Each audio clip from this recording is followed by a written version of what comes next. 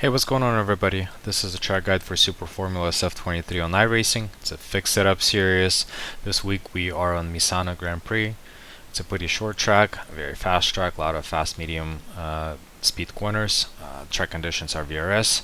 Let's look at the fast lap first and then go a little bit more in detail.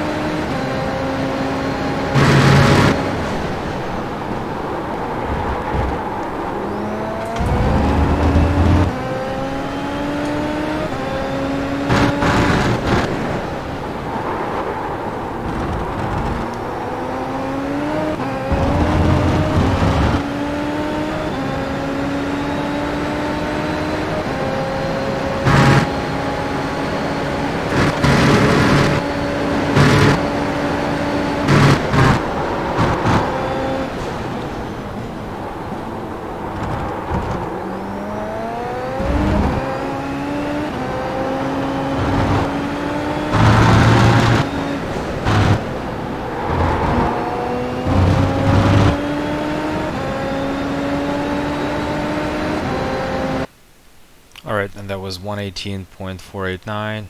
Not the fastest time I've done, 18.2 with the tiny off track. I know a few drivers doing 18 flat, so there's definitely some more time to be found. It's again fast track. It's all about momentum here, as well as carrying enough speed through corners, right? So more time to be found here.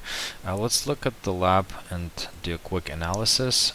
So approaching T1 here, we are braking right before this white line. It's about 35-40% brake here. We're using all of the track here. You can put your left two tires on the green piece of tarmac as much as you like, just avoid going on the grass, and we do that for a better entry, and so we can carry a little bit more speed through here.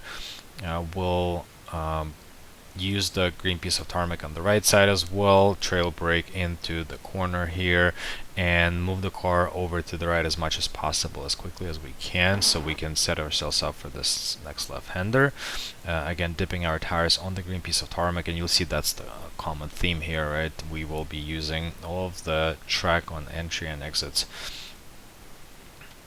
And here we'll be gentle with our throttle. We're not flat out. We're first at about 50, 60%, and then we're at about 80% for 85% rather for a little while, and only now we're flat out, right? So we are modulating our throttle input here, as it's really easy to lose the car on exit. Track out all the way to the left side here. You can use as much of the track as you want. On this corner specifically, on entry, I don't like using the rumble strip, the red and white rumble strip. It does upset the car. Maybe it's my driving style. You can try it out, but for me, I'd like to stay off of it on this corner. So we brake right before the 50-meter board peak application, peak brake pressure at about 85% at the 50-meter board. We'll use a lot of trail braking here, and we'll put our two tires again on the green piece of tarmac for better line. I'll track out all the way to the left side and then prep for this entry here. Gentle with our inputs, using all of the track. You can probably put your tires even more on the green piece of tarmac, but you have to be, again, very gentle with the throttle input.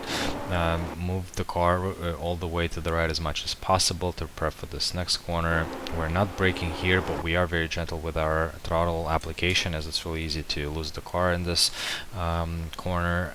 And you can put your car on this green and white rumble strip. That's where I lost a little bit of time for sort of a better line and exit. Track out all the way to the right.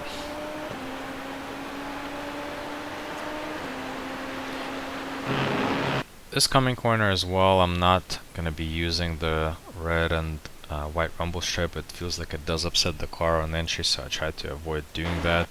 I brake in between the two white lines.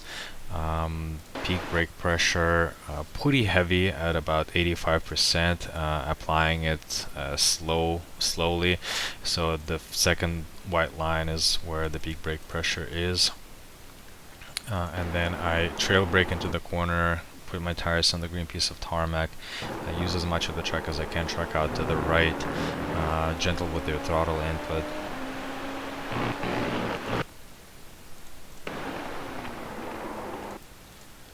As you can see, I sort of braked once, and then the second time that was more of a mistake. I usually try to brake right past this white line,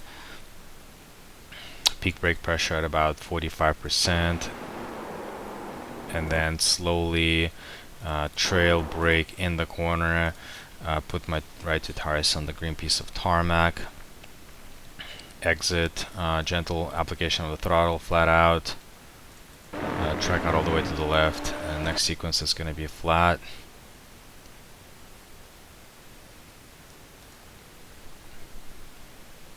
So you don't really need to apex in this corner. This isn't really the corner you want that you should worry about. The line here, you should rather prefer the next corner. That's very important.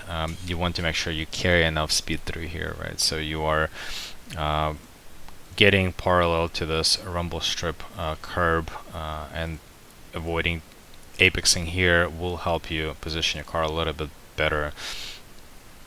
So use all of the track.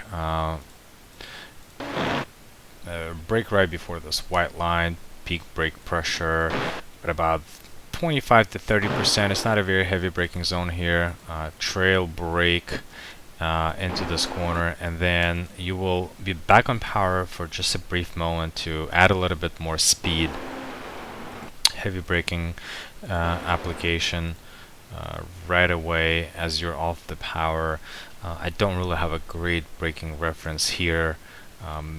My kind of thought process is I'm on power for maybe 1 second, and then right away I'm back on the brake, right? So again, your own sort of action items are your braking references. So you're entering this corner, you're in power for 1.5 seconds, and then you are braking right away. So use your sort of own action items as your braking reference. So let's watch this in sort of full speed.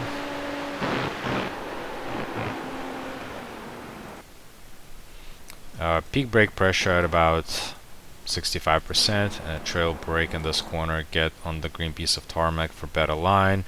Early on power but not flat out. Track out all the way to the left, then right away rotate the car to the right to set yourself up for this next corner, and you are not braking here, you're just off the throttle. Back on power. Brake right before. Start braking at this white line here that you see on the track, and then peak brake pressure will be at this last white line on the right side. Peak brake pressure at about 35 to 40%. Use all of the track here. Trail brake in. Back on power pretty early, and then flat out.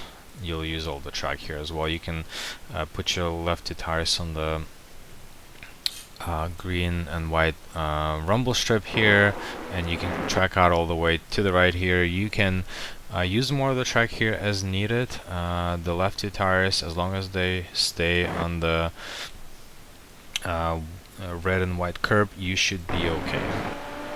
That's it for this week's track guide. Hope it was helpful, and let me know if you have any questions, and feel free to join our Discord channel. Thanks.